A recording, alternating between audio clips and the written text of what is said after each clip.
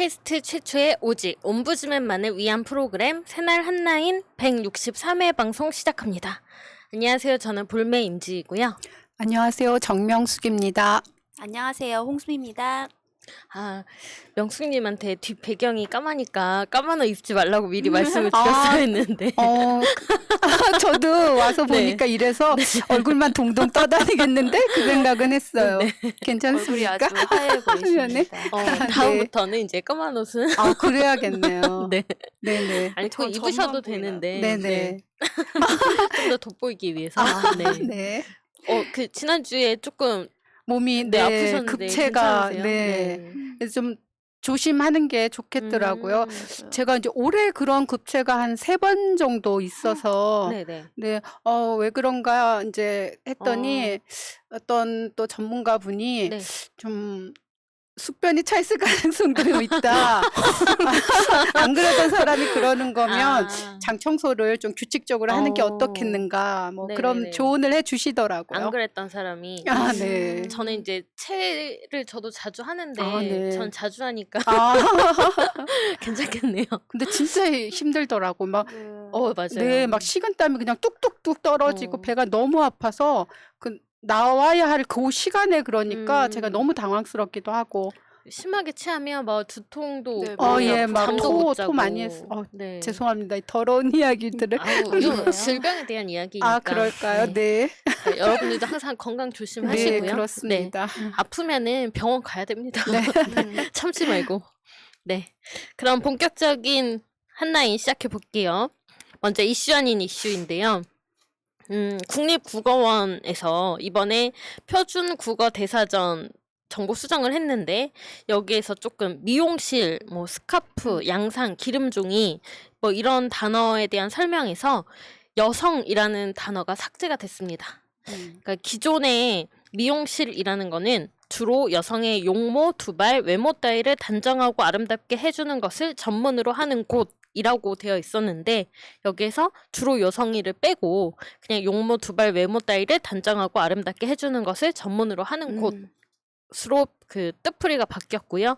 기름종이도 주로 여자들이 화장을 고칠 때 쓴다. 로 되어 있었는데 여기서도 주로 여자들이라는 표현이 삭제가 됐습니다. 스카프 양산도 마찬가지고요. 그러니까 어떤 단어에 특정 성별을 넣는다라는 거, 그래서 그렇게 한정적으로 한다라는 거에 대한 문제 의식이 반영된 것 같고요. 그다음에 많은 분들이 남성분들도 요즘에는 기름종이며 뭐 화장도 다 하시고 하잖아요. 하시는 분들도 많고 미용실도 많이 다니시고 하니까 바람직한 거라고 보고요. 그리고 뭐 길고양이에 대한 설명도 추가가 됐습니다. 주택가 따위에서 주인 없이 자생적으로 살아가는 고양이라는 뜻으로 길고양이가 추가가 됐고, 그다음에 도둑고양이라고 지금의 길고양이를 예전에는 그렇게 많이 불렀잖아요. 그래서 이거는 몰래 음식을 훔쳐먹는 고양이, 길고양이를 낮잡아 이르는 말 이런 식으로 변했다고 합니다. 그래서 너무 바람직한 사용이라고 봐서 한번 소개해드리고 싶어서 가지고 왔습니다. 하도 여기 나오는 거 보니까 장애아도 바뀌고 네. 학부형도 학생의 아버지나 뭐 형이라는 뜻에서 그냥 보호자로 바뀌었다고 써 있는데 한 1, 2년 상간 사이에 이런 단어 하나하나 우리가 항상 써왔던 이런 단어 하나하나를 가지고 약간 시비도 많이 붙었었고 그리고 내가 쓰는 말이 이게 요즘 시대에 써도 되는 말인가 약간 헷갈릴 때도 있었는데 이렇게 딱 정해서 나왔다고 하니 저도 이걸 한 일주일 전에 봤는데 보니까 이제 여기에 맞춰가지고 좀 내 말을 길들여야겠다 이런 생각도 약간 들었는데 이 여자라는 여성이란 말을 빼는 것도 맞지만 아예 완전 빼버리는 것이 맞을까 하는 생각도 약간 들기는 했어요. 근데 지금 이렇게 세태로 봐서는 그게 맞는 거겠죠? 그렇죠. 시대가 변하니까, 변하니까? 네, 그 네. 변화상에 따라서 쓰임새가 또 달라지니까 당연히 바꿔야 되고, 그리고 이제 타인들을 배려하는 단어들로서 또 많이 바뀌는 건 굉장히 바람직하다고 생각을 들고요.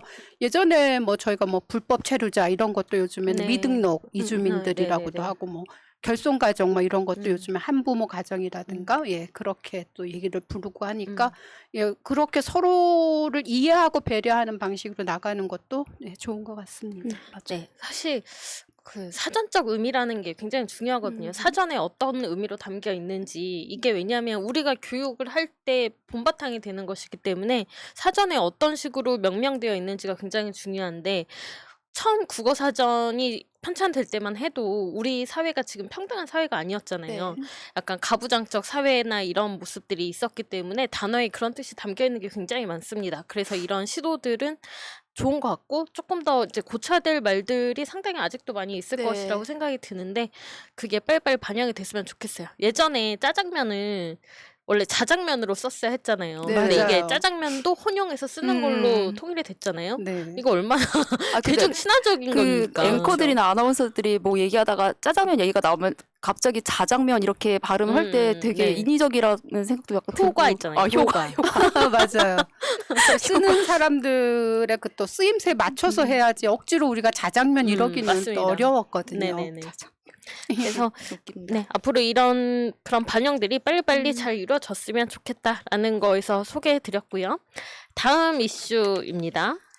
아, 이거 약간 한편으로 나왔던 이슈였는데 그 독일에서는 약간 전범 그 2차 세계대전이나 1차 세계대전 그 전범들을 굉장히 나치 전범들을 굉장히 끝까지 쫓아가서 벌을 하잖아요. 근데 이번에 이 경비로 있었던 분이 지금 100세가 됐는데 이분이 아직도 그래도 활동을 할 수 있는 정도가 되니 재판을 받아라 이렇게 독일 법원에서 얘기를 했다고 해요.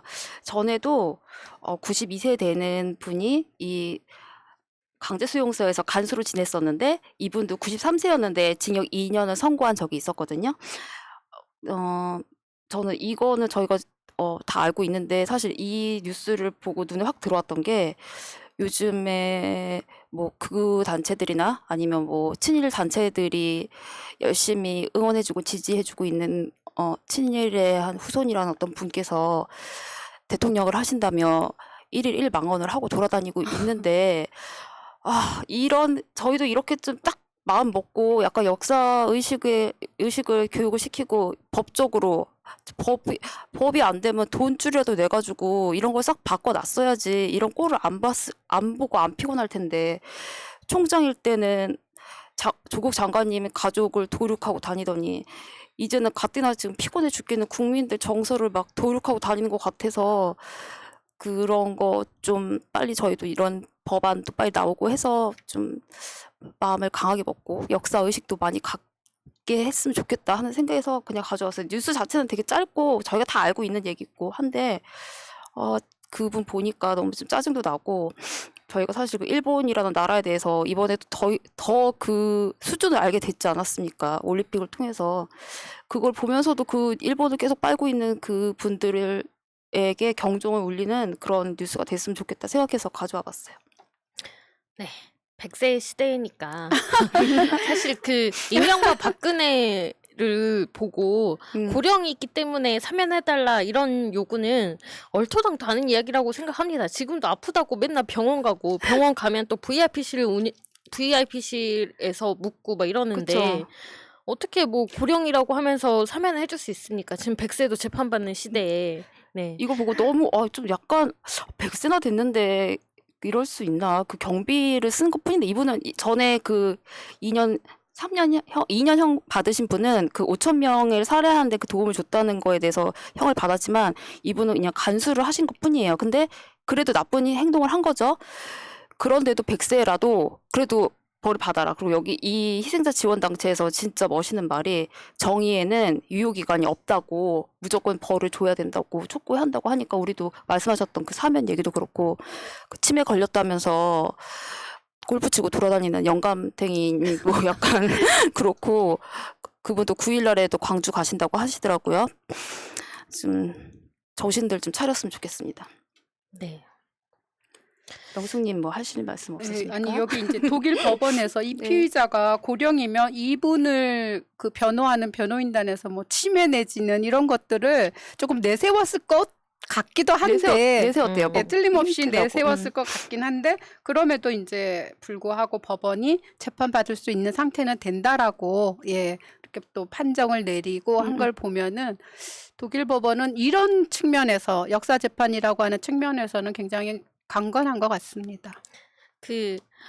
올해 개봉한 영화인데 안성기 배우 나오는 아버지의 이름으로라는 영화가 있거든요. 5.18을 다룬 이야기인데 여기에 악행의 고백이 선행의 시작이다라는 그런 단어가 나와요. 그러니까 나이가 몇이든 맞아요. 세월이 얼마나 지났든 자신의 과오가 있다면 그걸 고백하는 게 선행의 시작이고 근데 그거조차도 깨닫지 못한 사람들 우리나라에 너무 많기 때문에 우리도 이런 그 독일의 사례처럼 끝까지 끝까지 악행에 대해서 끝까지 다음 또는 얘기. 그 자신의 과오에 대해서 어쨌든 속죄할 수 있는 기회를 법정에서 줘야 됩니다. 네. 기회를 주는 거예요, 이거는.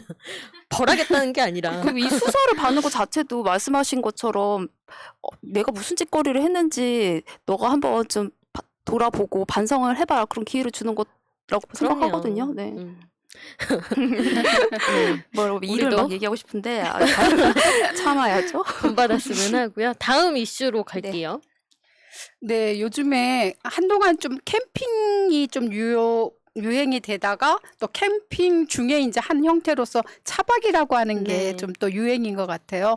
또 코로나 시대니까 어디 뭐 이렇게 많은 사람들이 모이기도 힘들고 그냥 차 있으면 이제 차 가지고 가서 어디 경치 좀 좋은 데 보고 이러면서 좀 위로도 받고 또 쉬기도 하고 이제 이런 게 좀 유행인 것 같은데 이제 문제는 이제 그렇게 차박을 하시는 분들이 조금 민폐가 되는 경우들이 있나 봐요. 그래서 그 속초의 한 지자체에서는 이제 캠핑할 수 있는 차박할 수 있는 곳에서 사용할 수 있는 그 화장실의 수를 그냥 줄였다고 하더라고요. 이용을 조금 덜 하도록. 그러니까 그만큼 이제 많은 민원들이 제기가 됐기 때문에 그런 조처를 내린 것 같아서 조금 안타깝고 우리가 어딜 가든지 자기가 쓰레기를 버릴 곳이 없으면 갖고 와서 집에 와서 버리면 되니까 아무데나 맞아요. 막 버리고 이러지는 않으셨으면 좋겠다 해서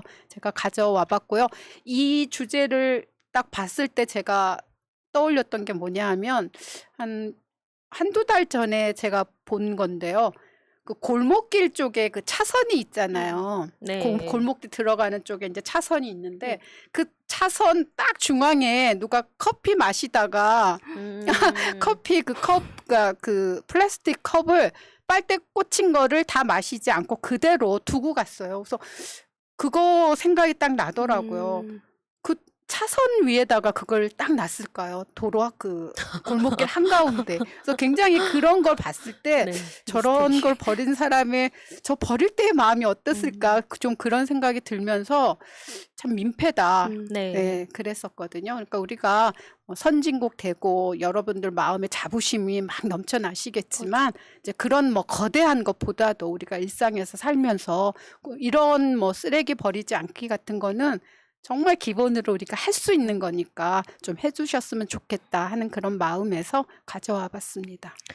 그 동네에 보시면 다 있을 것 같아요. 그 원래 쓰레기를 버리는 거는 내 집 앞에 내는 게 기본이거든요. 기본 원칙인데 그렇지 않고 꼭 약간 이렇게 골목 귀퉁이나 이런 곳에다가 버리시는 분들이 있어요. 내 집 앞에 쓰레기 버리기 싫어서. 근데 저희 동네도 보면은 그 작은 그 도로 쪽 앞에 거기 앞에 쓰레기 내는 사람들 꽤 많이 있거든요. 네네. 자기 집 앞에 안 내고. 그러니까 그 앞이 집 앞인 사람들은 굉장히 곤혹스러운 거죠. 항상 쓰레기가 막 쌓여 있으니까. 그러니까 또 요즘에 여름인데 네. 그리고 또 저 같은 경우는 전철역에서 나오다 보면 그 뭐 계단참 같은데 그냥 놓고 가시는 분들도 있고 아파트 같은데 뭐 화단 같은데 그쪽 구석 쪽으로 또 놓고 가시는 분들이 있고 참 다양하시더라고요.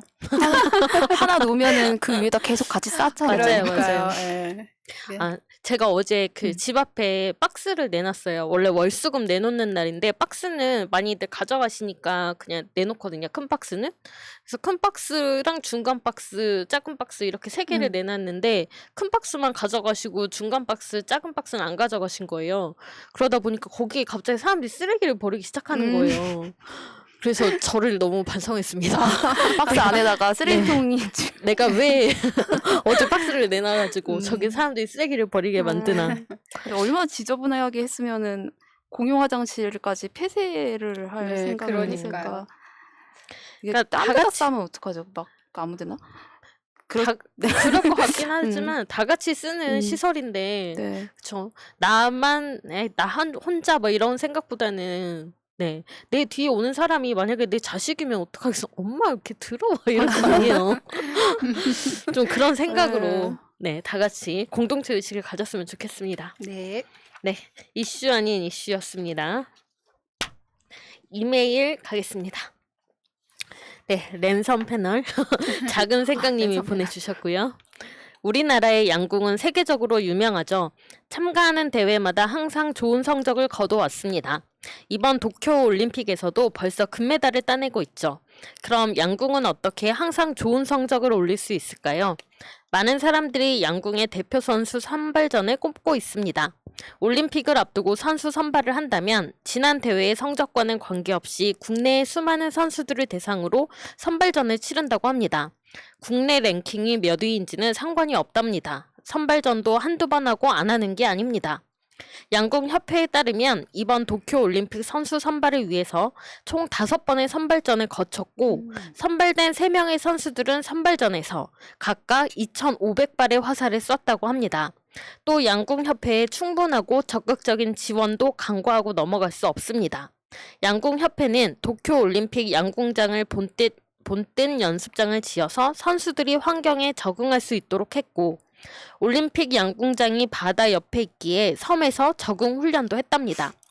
그 외에도 비행기 소리, 응원 소리, 진행 스태프들의 움직임까지 적응할 수 있는 훈련 시스템을 만들어서 선수들이 경기 당일에 최대한의 실력을 보일 수 있도록 지원을 했답니다.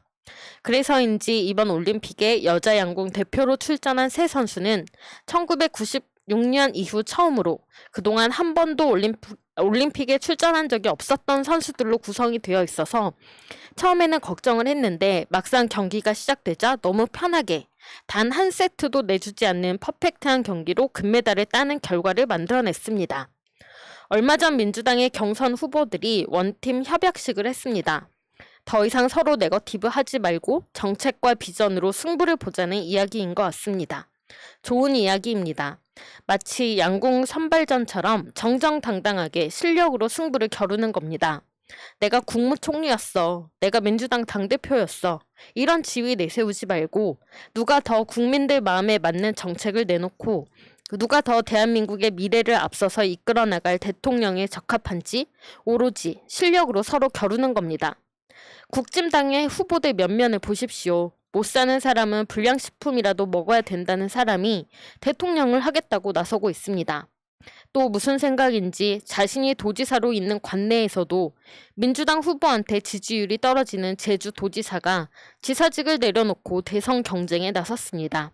이런 무책임하고 생각이 천박한 사람들한테 우리나라의 미래를 맡길 수 있습니까? 국진당의 예비 대선 후보 윤모 씨는 얼마 전 자신은 이제 배우만 하겠다고 했다죠. 대통령이 얼굴마담입니까? 대통령은 정치뿐만 아니라 경제, 외교, 국방, 통일을 비롯한 모든 분야에 적절한 사람을 쓸 수 있는 안목이 있어야 합니다. 그런 안목은 하루에 몇 시간 공부한다고 얻어지는 게 아닙니다. 이한열 열사를 보고 부마항쟁이라는 비루하고 천박한 역사 인식을 갖고 있는 사람을 대통령으로 믿고 나라를 맡길 수 있겠습니까? 그런 생각하기도 싫은 상황이 오지 않게 하려면 민주당 후보들은 정말 당당하고 확실한 경쟁을 통해 대선 후보를 뽑아야 할 것입니다. 또 그렇게 뽑힌 후보를 최선을 다해 도와야 할 것입니다. 양궁협회가 선수들을 위해 최선을 다해 지원을 했듯이 민주당 전체가 대선 후보를 최대한으로 지원해서 반드시 대선에서 승리를 거둬야 합니다. 일부 후보들을 지지하는 지지자들이 특정 후보를 대상으로 단톡방이나 그런 곳에서 비방을 일삼고 심지어는 누가 후보가 되면 차라리 윤모 씨한테 투표하겠다는 말도 나온다고 하는데 이런 자들이 민주당 지지자입니까? 말로는 민주당을 지지한다고 하고 문재인 대통령을 좋아한다고 하면서 이런 행동을 하는 건 문재인 대통령을 욕보이고 민주당을 망치는 짓입니다. 아니, 대한민국을 망치는 짓입니다. 이런 자들이 지지하는 이유는 하나입니다. 뭔가 바라는 게 있어서죠. 돈을 원하던, 선거 후에 어떤 자리를 원하던, 뭔가 떡고물이 떨어지길 바라기 때문에 이런 말도 안 되는 짓거리를 하는 겁니다. 민주당의 후보님들, 혹시라도 본인 주변에 이런 자들이 있다면 지금이라도 손절하십시오. 양궁협회가 5번의 선발전을 거쳐서 오로지 실력만으로 선수들을 선발하듯 오로지 정책과 비전으로 대선 후보가 되기 위한 경쟁을 하십시오. 비방이나 마타도어로는 절대 대선 후보가 될 수 없습니다. 순간적으로 지지율이 오를 수 있을지는 몰라도 그건 그야말로 순간일 뿐이고 민주당의 미래, 대한민국의 미래를 망치는 행위입니다. 명심하시기 바랍니다. 국민은 후보들의 말과 행동 하나하나를 전부 기억하고 있습니다. 수고하셨습니다. 애쓰셨습니다. 네, 요즘 어떠세요? 대선 전국 민주당의 경선 과정 어떻게 보고 계시나요? 되게 답답한 게 지금 이 이낙연 그 후보를 지지한다는 그 파리님들이 막 나대고 있는데 지금 그 시점을 해가지고 선거인단들이 막 물밀듯이 지금 막 선거인단에 등록을 하고 있잖아요. 들어보니까 180만 정도 된다고 막 하더라고요. 그럴 리가 없어요. 선거인단. 네? 아, 전체 선거인단. 전체 선거인단. 아니, 그러니까 네, 네. 그 똥파리 선거인단이 그렇게 아니, 똥파리 많지는 선거인단 않아요. 아니고 네. 그 똥파리들이 꼴보기 싫어서 저희가 그 선거인단 등록합시다. 당원이라도 등록합시다 해서 네. 그게 지금 180만 정도 되는데 뭐 3차까지 뭐 하면은 200만 넘을 거라고 해요. 똥파리들이 아무리 난리를 쳐도 우리 200만 이 선거인단을 이길 수가 있겠냐고요.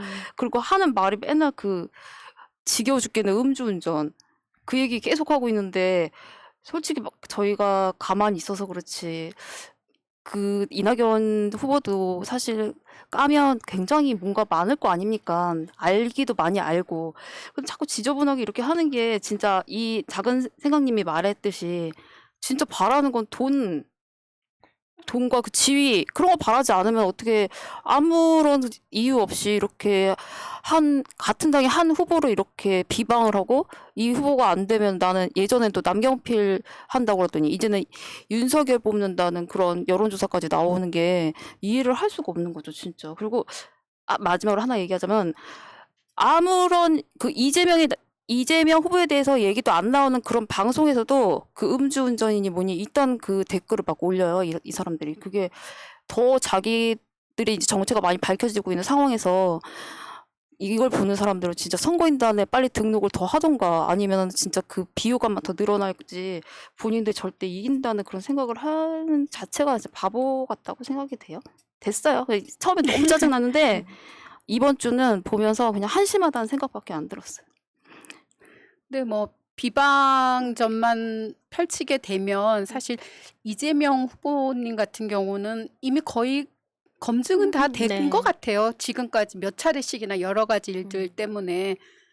그러고 보면은 이제 남는 거는 이제 비방을 자꾸 하시는 쪽의 것들은 저희가 알지 못하는 것들이 좀 많이 있을 거고 그런 그쵸. 것들이 자꾸만 이제 들춰지게 되겠죠. 그러니까 필요한 검증이면 몰라도 계속 이렇게 하면은 진짜 자기가 자기 발등을 찍는 그런 결과를 가져오게 될 것이고 그러다 보니까 이게 점점 그 지지율이 조금씩 떨어지고 있다는 얘기를 제가 들었거든요. 네. 예, 그게 다 이제 스스로 자업자득이라는 생각이 듭니다. 그리고 이제 말씀하신 뭐 무슨 그런 분들이 뭐 오히려 이재명 후보자가 아니면은 뭐 다른 사람을 찍겠다 뭐 이렇게 하는 거는 진짜 여기 작은 생각님이 말씀하셨지만 민주당 지지자분들은 또 아닐 거라는 생각이 드네요. 네. 맞죠. 네. 그 어차피 양궁협회 이야기를 네. 해주셨으니까 이번에 그 3관왕을 차지한 안산 선수의 네. 꿈이 전국 대회에서 우승을 하는 거라고 전국체전. 하더라고요. 전국체전에서. 네. 그러니까 그만큼 국내 선수들이 굉장히 두텁고 실력이 많으니까 내가 올림픽에서 메달을 3개나 땄지만 맞아. 전국체전에서 1위는 아유, 못할 빵 수도 터졌어, 있다라는 진짜. 거잖아요. 그러니까 그만큼 뛰어난 선수들이 많다라는 건데 민주당 대선 후보들 하나하나 뜯어보면 얼마나 좋은 후보들이 많습니까? 그런데 그 사람들의 장점을 부각시키기는커녕 지금 몇십 년 전 일인 음주운전을 가지고 지금 사과를 몇 번이나 했고 어떤 일인지 그 정황까지 다 아는 상황에서 이걸 계속 물고 늘어질 일이냐고요. 그러니까 그걸 보는 사람들은 그냥 그 정치에 대해서 혐오를 하지 않겠습니까? 그렇죠. 저 사람들 괜찮게 봤는데 왜 자꾸 이런 말도 안 되는 이야기를 하고 있지? 라고 하면서 사실 두 후보 모두 이재명 후보, 이낙연 후보 모두 비호감도가 상승하고 있어요. 네. 그러니까 이런 지금 네거티브전은 빨리 끝내야 되는 게 옳고 이거를 주도하고 있는 게 후보가 아니라 캠프라고 한다면 또는 지지자라고 한다면 후보가 당당하게 말을 해야죠. 이러면 안 된다고. 앞으로 이런 네거티브를 벌이는 캠프원이 있다면 내쫓겠다라는 식으로라도 강하게 말해야죠. 그냥 저는 잘 모르는 일이고 뭐 약간 이런 식으로 얘기하면 되겠습니까? 멘탈이 되게 약하신 것 같아요. 마음이 약하신 건가? 그 대표 하실 때도 마음이 약해서 아무것도 못 하시더니 지금도 그 알면서 잘라내지도 못하는 그런 게 그 안산 선수처럼 멘탈을 딱 자기한테 막 그렇게 막 질타가 오고 이상한 뭐 얘기가 나오더라도 멘탈을 딱 잡고 그 화를 탁 쏘는 그 모습에 국민들이 열광하고 그 안산 선수에게 대해서 비방했던 그 사람들을 굉장히 욕하고 사람 취급을 안 하지 않습니까? 이낙연 후보님도 한번 멘탈을 잡아보시기 바랍니다. 여기까지입니다. 네. 그러니까 평소에도 자신이 이제 그런 식의 어떤 대처라든가 부정적으로 남 비난하기만 하고 이런 것을 별로 좋아하지 않았던 사람 같으면 틀림없이 그렇게 하지 말아라고 말렸을 것 같은데 그냥 그런 평소의 철학이 나한테 도움이 된다면 뭐든지 다 좋아 맞아. 이런 거였으니까 좀 미적되시는 거 아닌가 그런 생각이 들고 그냥 본인이 어떠한 사람인지만 자꾸 드러나는 거예요. 자기 바닥만 드러나는 거니까 잘 생각하시고 숲을 보시기 바랍니다. 네, 제 페이스북에 어떤 그 패친이 쓴 것 중에 본 건데 어떤 제목이었는데 이재명 따옴표 어쩌고저쩌고 그다음에 이낙연 측 어쩌고저쩌고 이렇게 나오더라고요. 그래서 왜 이재명 후보는 항상 본인 입으로 얘기하는데 이낙연은 항상 측근이 이야기하죠? 약간 이런 식으로 썼던 거였는데 그게 너무 공감이 됐습니다. 맞아. 우리가 윤석열에 대해서 처음에 막 조롱을 할 때도 윤석열은 왜 본인 입으로 얘기하지 않고 자꾸 윤석열 측근이 이야기하냐, 왜 자꾸 전원 정치를 하냐 했는데 지금 이낙연 후보 역시도 전원 정치를 하고 있는 거다. 그리고 그 사람들에 대해서 잘못됐다라고 생각이 든다면 본인이 내칠 수 있는데 지금 아무것도 안 하고 있는 거다라는 말을 할 수밖에 없네요. 네, 양궁협회의 이런 선수 선발전, 공평한 선수 선발전 이런 것들 좀 본받았으면 좋겠네요. 우리 정치에서도. 양궁협회가 굉장히 깨끗한가 봐요. 이렇게 인재풀도 많고 전국체전에서 1등하는 게 꿈이라고 할 정도면 저는 그것도 사실 조금 약간 대단하다고 생각했어요. 그 양궁협회에 대해서도 네. 감사하고. 이건 조금 다른 얘기긴 하지만 사실 우리 체육 관련된 협회들이 맞아요. 약간 뭐 그 자신의 출신 학교라던가 이런 곳들의 선수들한테 조금 더 잘해주기 위해서 그동안 뭐 세력 다툼이나 이런 것들이 문제로 많이 불거져 왔었잖아요. 뭐 쇼트트랙 같은 경우도 제가 제일 좋아하는 스포츠인데 거기도 이렇게 막 파가 나뉘어져가지고 거기 장난 아니죠. 항상 문제가 됐었고 거기에 왕따 선수가 막 발생을 했었고 그런 문제들이 있었는데 맞아요. 약간 그런 것에서 벗어났다라는 거, 진짜 실력만을 검증한다라는 게 양궁협회의 모습이었고 지금 올림픽이 열리는 거, 그다음에 지금 우리가 경선을 치르고 있는 게 어찌 보면은 그걸 본받으라는 네, 계시인지도 맞아요. 모르겠어요. 네, 작은 생각님의 좋은 생각이었습니다.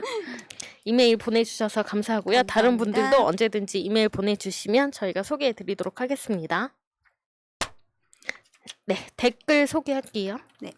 허효정님, 이재명 도지사님 행정력 최고입니다.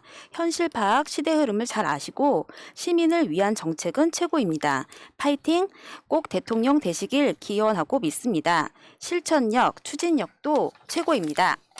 조연희님, 저의 친구가 충청 쪽에 사는데 갑자기 전화가 와서 하는 말이 이번에 무조건 이재명을 찍어야겠다고 외국인들도 경기도에서 일할 때 혜택이 너무 좋았다며 다들 말하더래요. 외국인들도 인정하는 사람, 바로 이재명입니다.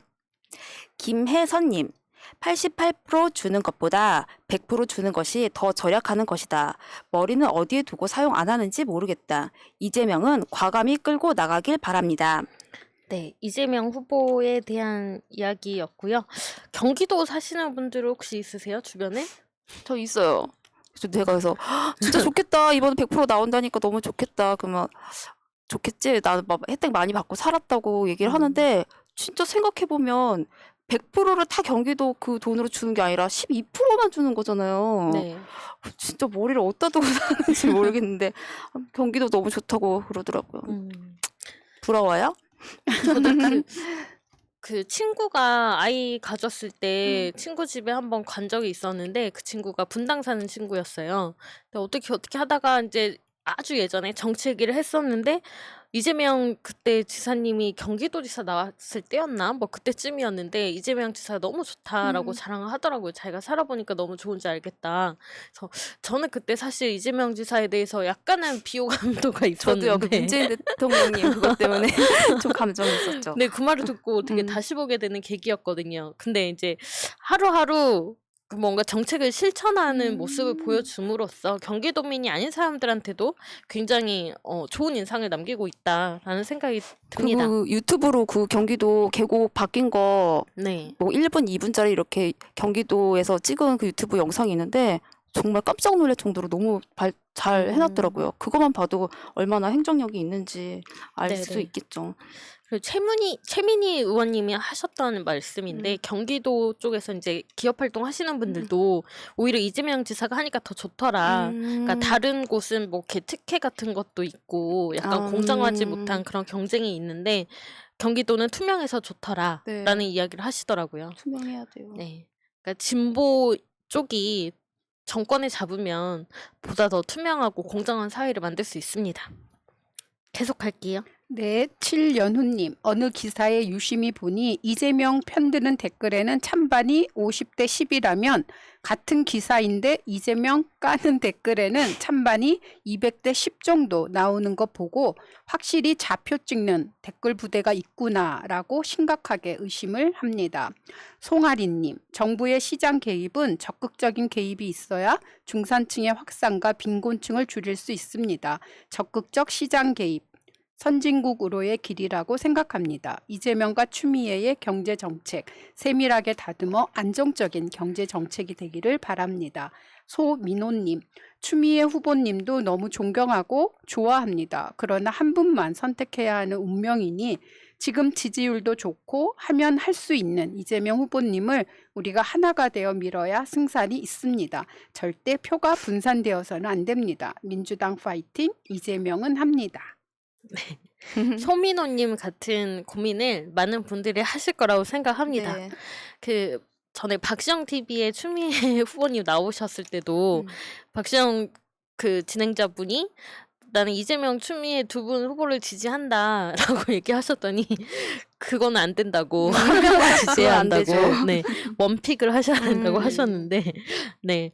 그 뭐 많은 분들이 고민하시겠지만 자신이 생각했을 때 조금 더 좋은 후보, 개혁적인 후보, 됐으면 좋은 후보, 응원하고 싶은 후보를 선택하시는 게 네. 좋을 거라고 생각합니다. 추미애 후보님 뭐 이번도 있고 다음도 있고 그런데 제가 추미애 후보님을 굉장히 존경하고 막 추다르 그 뭐 추장군 막 이런 식으로 저희가 알고 있는데 요즘에는 이제 본인이 후보가 돼가지고 여기저기 방송 나오시면서 말씀하시는데 그렇게 환하게 웃는 모습은 진짜 이번 후보 되고 나서 처음 본 것 같아요. 그리고 그렇게 재미있으시고 생각이 밝으신 분인 것도 이번에 또 처음 알아서 굉장히 호감도가 저는 높아졌어요. 네. 재밌어요, 지금. 이 두 분의 정책이라는 게 정말 국가를 위한 국민을 위한 정책이라는 게 저희가 확실히 알 수가 있는 거잖아요. 그래서 제가 뭘 이렇게 책을 읽다 보니까 2019년도에 미국에서 네. 갤럽 그 조사가 있었어요. 네. 그런데 의외로 많은 그 미국 시민 10명 중에 한 4명 정도가 약간 사회주의적인 정책. 지금 여기 송아리 님이 적어주신 네. 이제 국가가 시장에 개입하는 네. 그다음에 이제 공공정책 이런 것들에 대해서 굉장히 우호적이고 호감도가 높아졌다는 거죠. 그래서 그 주로 그 민주적인 어떤 사회주의라고도 말하는 것처럼 우리도 이제 이런 방향으로 지금 가야 되는 상황이잖아요, 사실. 시대가 너무 그렇게 됐죠. 네, 네. 지금 뭐 신자유주의 그 정책 이후로 격차가 너무 많이 빈부격차도 그렇고 네. 불평등이나 불공평한 거 이런 것들이 너무 많은데 이재명 님이나 추미애 님은 아시는 거죠. 그러한 현실적인 문제를 해결하기 위해서 이제 정책을 펼치실 거니까 이 두 분이 좀 나란히 올라갔으면 좋겠다라는 생각이 듭니다. 맞습니다. 제 이번 주에 토지라는 연극을 봤어요. 네. 박경리 작가의 네. 그 아. 소설을 네. 영국으로 옮긴 완전 대작인데 3시간짜리. 아, 3시간도 모자랄 그것도 것 토지 같네요. 원이에요. 진짜요? 내용을 어차피 다 담을 수가 없어가지고. 그러네요. 근데 거기에 보면은 왜 하늘엔 주인이 없는데 땅에는 주인이 있느냐 뭐 이런 대사가 나오는데 그 얘기를 들으니까 추미애 후보의 그 지대개혁 생각이 나더라고요. 그리고 뭐 죽창을 들어야 된다 이런 말도 맞죠. 나와요. 그래서 또 조국 장관님은 생각을 하면서 아, 봤던 재밌는 맞아요. 연극이었다. 아, 근데 이제 제가 이제 기독교인이잖아요. 네네. 그래서 기독교인으로서 그 성서를 읽게 되면 거의 그 진보적일 수밖에 맞아요. 없는 네. 그렇거든요. 네. 그래서 제가 이제 늘 가슴속에 안타까운 것이 많은 수의 국회의원들이 기독교인이라고 알고 있는데 그분들이 어떤 신앙생활을 어떻게 했기에 그 성경적인 어떤 원리나 그것에 따르는 정말 가난하고 모두를 위한 어떤 그런 사회 정책, 경제 정책 같은 거는 펼치지를 않는지 항상 안타깝고 아쉽습니다. 그들은 어떤 기독교적 관점에서 교회를 다니는 게 아니라 교회에서 인맥을 쌓기 위해서 표를 받기 위해서 다니는 사람들이 많기 때문이 네, 아닌가 아무튼 싶어요. 너무 서울대 안타깝습니다. 가고 이런 거나 마찬가지인 것 같아요. 그냥 음. 스펙 쌓고 인맥 쌓고. 그렇죠. 네. 아무 교회나 안 가잖아요. 자기들이 또 가는 교회가 따로 있잖아요. 큰 교회가 네. 그렇죠. 계속 할게요. 하얀 눈꽃송이님. 추미애 후보님이 가장 품격이 있고 민주당답죠. 추미애 후보님이 경선에서 2위로 올라서시길 응원합니다. 금묵 마르셜님. 캐나다에 사는데 푸나님 말이 맞습니다. 세금 정책 맞습니다. 집 10채 가져도 뭐라는 사람 없어요. 모든 게 투명하게 맞물려 있어 가진 만큼 세금을 내야 되니까 빈부의 차이가 심하지 않죠.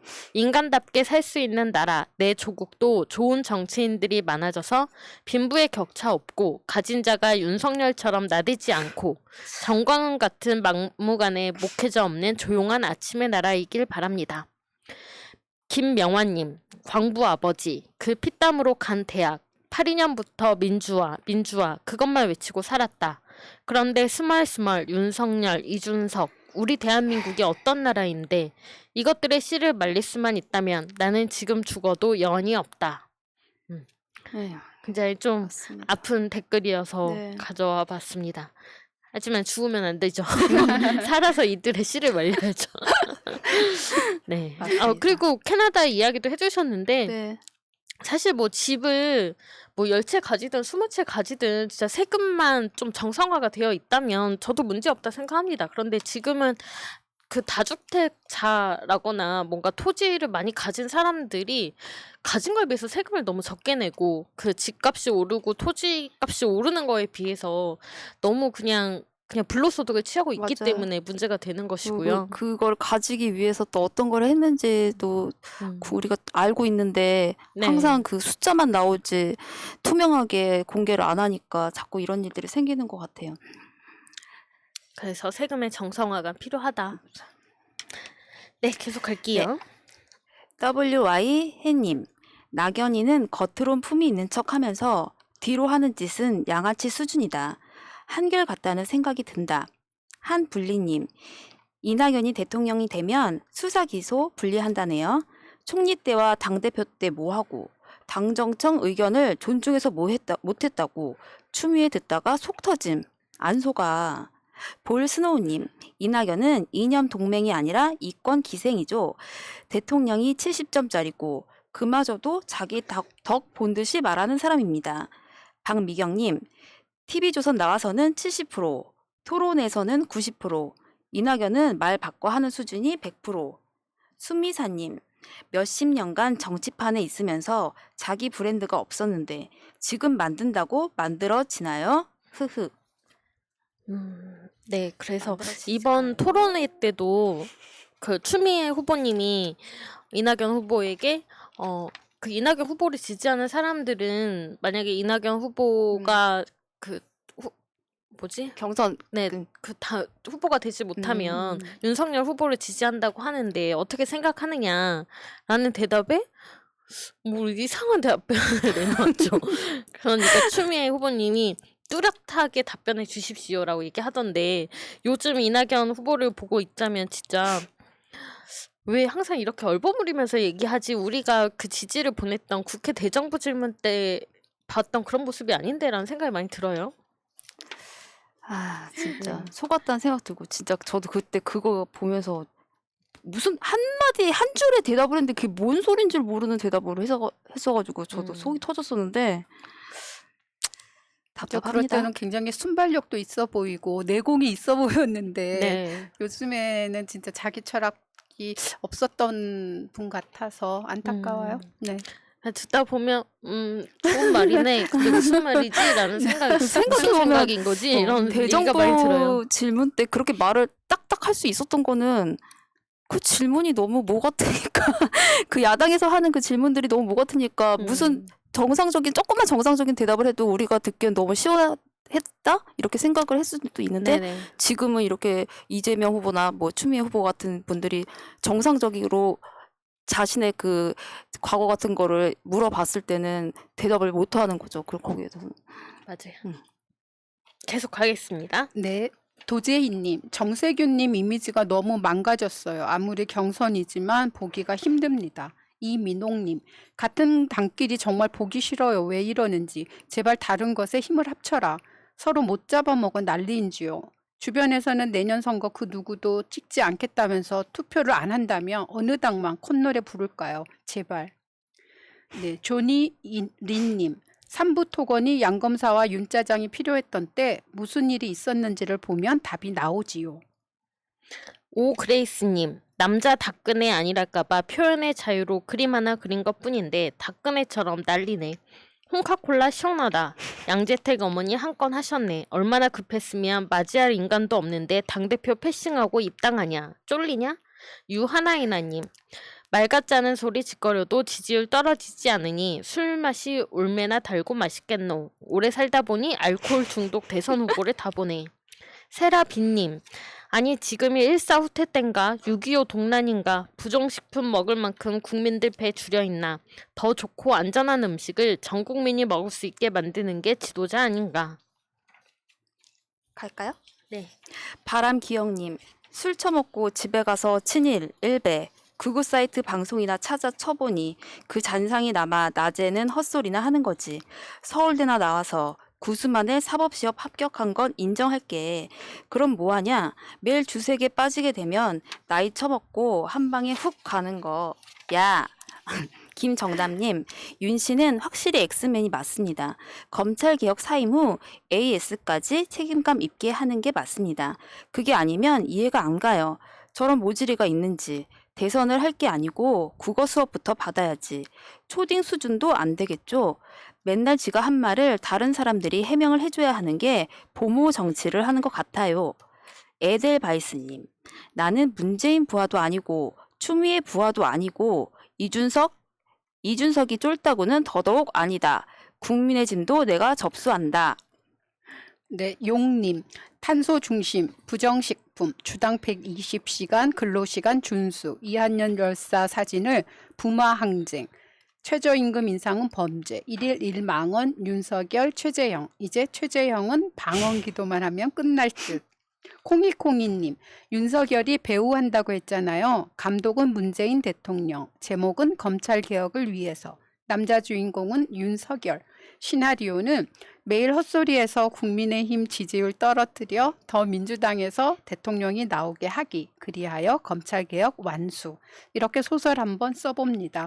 유원상님, 남의 눈에 티끌만 찾았지만 결국 자신을 돌아보지 못한 윤석열. 신바람님, 판검사 변호사는 엄청 공부하고 시험 쳐서 하는데 정치는 아무런 준비도 없이 시작하네.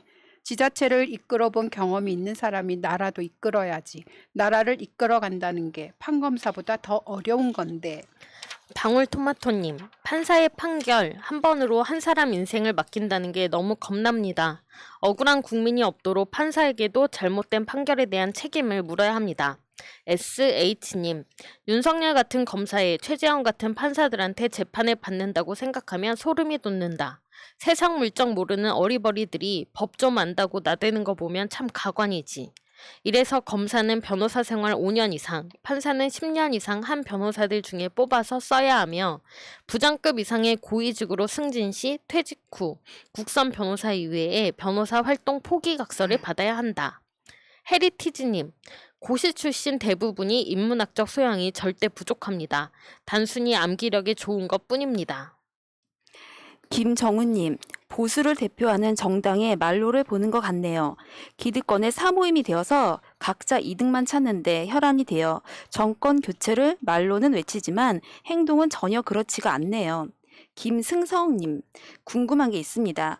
프리드만의 자유도 좋고 윤 짜장이 무식한 것도 아는데 지금 국힘당 국회의원들의 부동산 전수조사는 어떻게 되어가고 있나요? 조사는 한다고 들었는데 그 결과는 감감무소식이네요. 알려주세요. 스노우제이님, 여론조사 기관도 검증해서 여론조작으로 고발해야 함.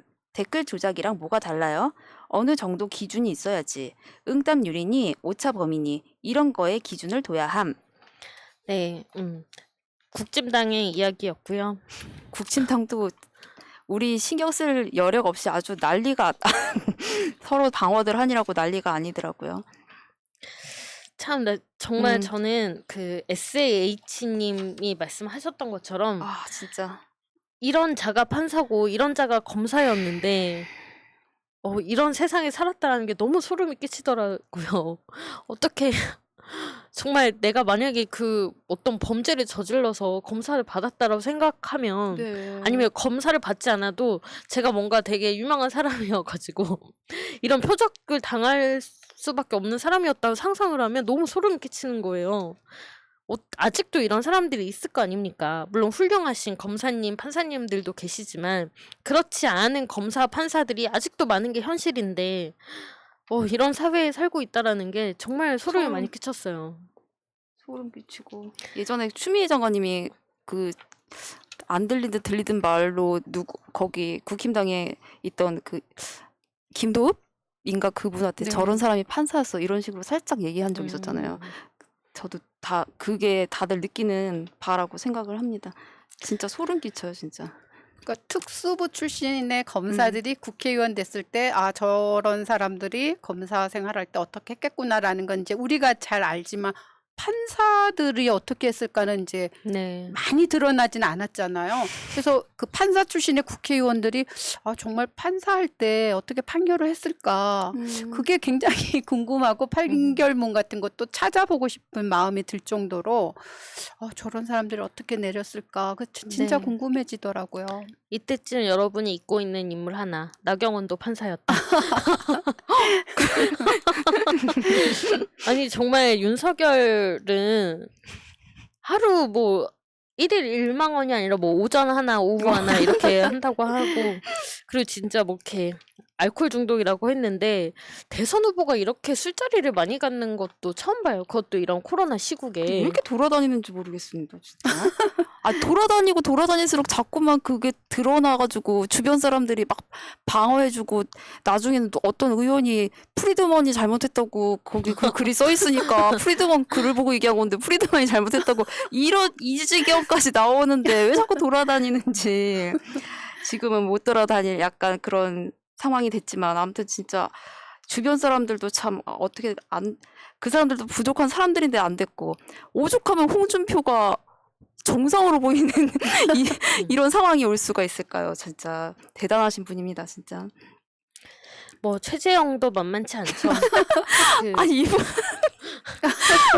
그거 보셨어요? 사진? 네, 가족 그- 모임에 네. 승리를 하는 거. 그 네네. 가족들을 막 한복을 입히고 막 이걸 그걸 찾아내려고 사람들이 난리가 났더라고요. 애들이 몇 명인데 무슨 한복을 입고 있고 막 이거 보고 어, 거기가 뭐 김성애 대변인은 여기가 가정집이 아니라고 분명히 공관일 거라고 감성 공관일 거 이런 가정집이 어딨냐 뭐 이렇게까지 밝혀지는데 그 애들 얼굴 다 드러내가지고 떡하니 그 사진을 갖다 준 것조차가 그 예전에 판사라는 걸 했던 사람의 그런 소양인가 이런 생각도 사실 전 그게 더 깜짝 놀랐어요. 애국가도 놀랐지만 그 얼굴이 다 나와 있는 그 사진을 그 캠프에서 줬다는 게 참 아니 이상하죠. 캠프에서 그 사진을 제공한 건 뭐겠습니까? 네. 아 우리 후보님이 이렇게 애국심이 넘치는 사람이다라는 거를 지금 강조하고 그런 싶어서 건가요? 준 걸 텐데 사실 역효과를 낳았죠. 어떻게 정말 경악을 금치 못했습니다. 웃음이 나왔습니다. 아니 그 며느리한테 전화까지 해서 물어봤다는 거 아닙니까? 어떤 기자가 진짜로 이렇게 하냐고 한숨만 들었다고 하더라고요. 가족 행사가 국가 행사도 아니고 참 너무 소름 끼쳤어요 진짜 사실. 소름 네, 끼치고 그냥 웃기는 일이 아니라 소름 아, 끼치는 소름 일이었어요. 이 사람이 더 무섭다 이런 사람들이 있어요. 사실 요즘에 윤석열보다 차라리 윤석열은 무식하고 몰라서 돌아치는 건데 이 사람은 이런 생각을 알고 이렇게 가족들한테 행하고 모르면 모른다고 자신 있게 기자들한테 얘기하는 그 충격적인 그 발표회장 같은 거를 보면서 이 사람이 정말 무서운 생각을 갖고 있는 사람이 아닌가 거기에 대해서 그쵸. 생각을 해봐야 된다 그렇게 얘기를 하더라고요. 저도 준비가 약간 안 됐으면 준비해서 나와야죠. 아니 그걸 다 만들어줬대요. 예상 질문하고 답변을 다 만들어줬는데도 내가 이거에 대해서 내가 거짓말 할 수 없다는 그 자신 소신으로 나는 모르는 건 모른다고 얘기했을 뿐이다. 이렇게 얘기를 하는데 지금도 막 소름이 막 끼치네요, 진짜. 저는 그 윤석열 씨하고 최재형 네. 씨를 보면서 굉장히 모욕적이었어요. 예, 우리 국민이 맞아. 진짜 모욕을 당하고 있다. 얼마나 무시하고 네. 예, 맞아요. 가짠치 않게 여겼으면 준비 진짜 본인이 준비 하나 안 된 거 알면서 그렇게 대통령이 되겠다고 나온다는 것 자체가 너무 주제 넘으면서도 맞아요. 예, 정말 부끄럽고 모욕적입니다. 그 모욕을 당하고 있는 사람들이 사실 지지를 해주고 있어요. 그게 참 네. 아이러니면서 슬픈 일이죠. 그렇고 네, 또 쪽방촌 봉사활동에는 또 빠지셨잖아요. 쏙. 네. 그런 것도 사실 뭐 바쁘다 뭐 다른 일정이 있다고 했지만 사실은 내가 이 더운데 거기 가서 그런 걸 해야 그쵸. 돼? 난 그렇게까지 안 하면서 나가도 내가 뭐 뭐 표를 인기 받아야 돼? 많은데. 라는 생각이 있지 않았을까 싶고요. 참 그 최재형 그분은 또 부인을 보냈어요? 예. 그것도 참 가정을 어떻게 생활하시는지 좀 알 것 같은. 뭐 그리고 그런 의혹도 있더라고요. 그 최재형 후보가 그 아이들을 양육해서 키웠다라는 걸로 유명한데 입양해서.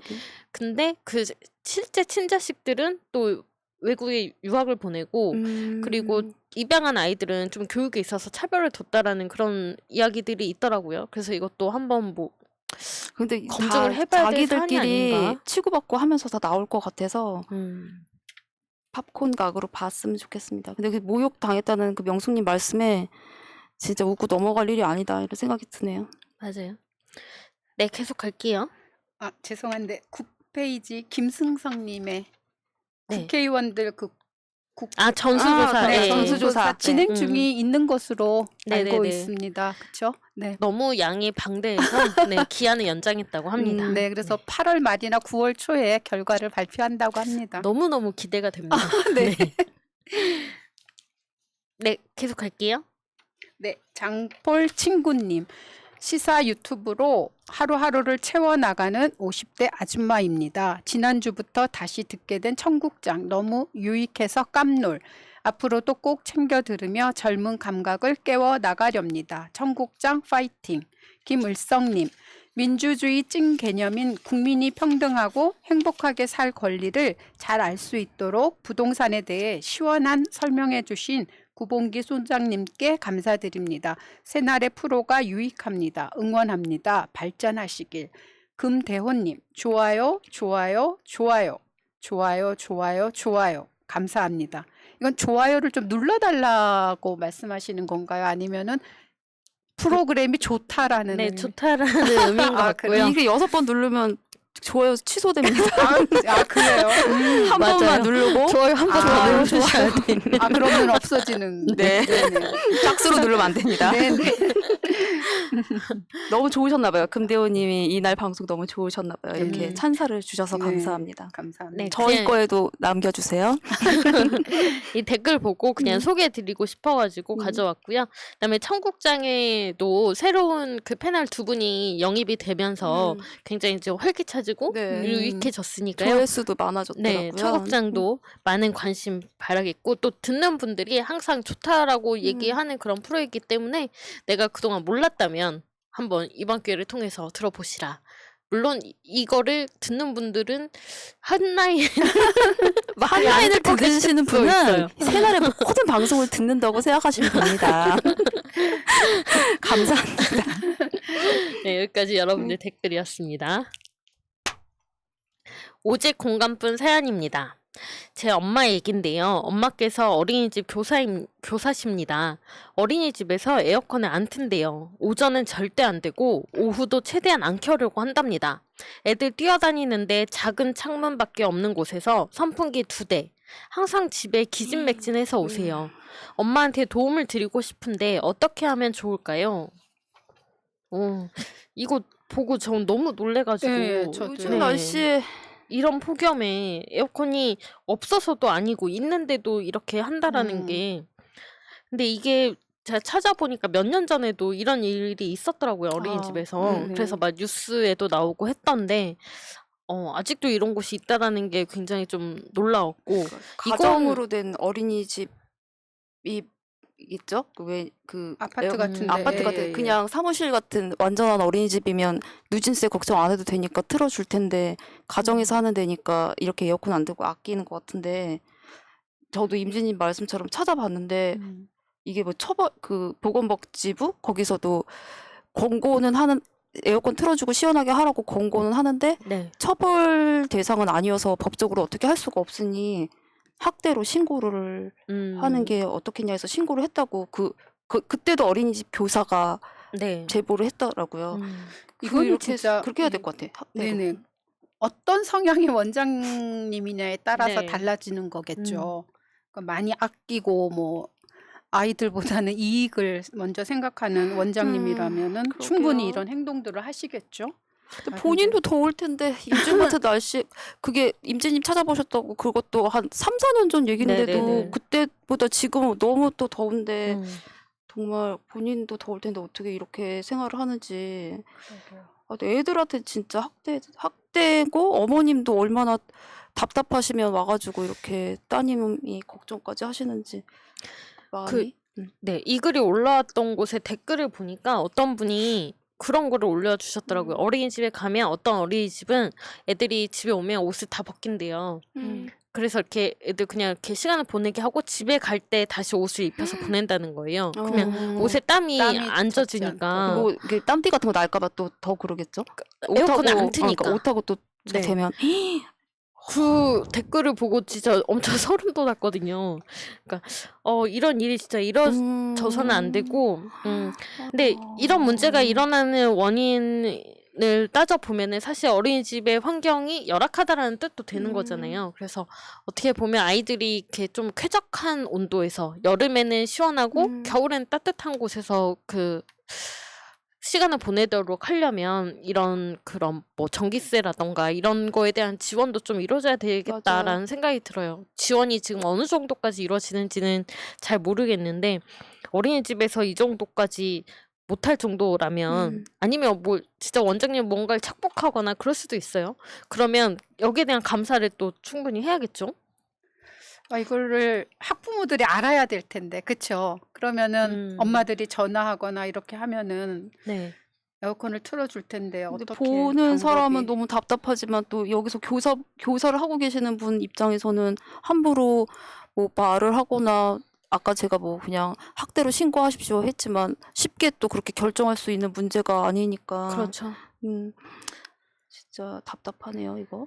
또 어린이집이라서 아이들이 뭐 6세 정도까지이기 때문에 자기 의사 표현을 잘 못할 수도 있거든요. 그러니까 집에 얘기를 못하는 상황이 있을 수도 있고 하기 때문에 이런 부분에 대해서는 조금 아이를 키우는 곳인데 제대로 된 감시 같은 게 이루어져야 되지 않나 싶고요. 맞습니다. 네.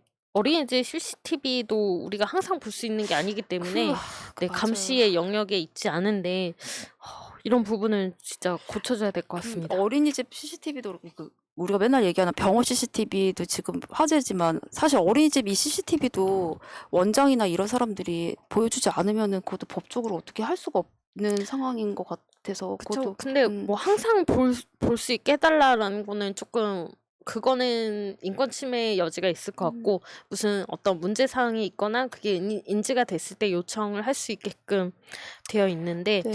이런 부분에 있어서는 조금 조사를 해봐야 될 것 같습니다. 세심한 부분까지 다 해봐야겠네요. 네, 오늘도 새날 한라인 163회 방송 여기까지 달려왔고요. 다음번에도 여러분들의 소중한 이메일과 댓글들 소개해드리도록 하겠습니다. 감사합니다. 감사합니다. 수고하셨습니다. 바이러스에게는 마스크가 없다. 어서 가자 바이러스보다 먼저. 그러니 내일보다 먼저 가자. 우리들의 희망을 형제이게 하자. 설령 그것이 내일이라 해도 현재로 저들을 물리치자. 바이러스에게는 마스크가 없다. 어서 가자 바이러스보다 먼저. 바이러스에게는 마스크가 없다. 어서 가자 바이러스보다 먼저.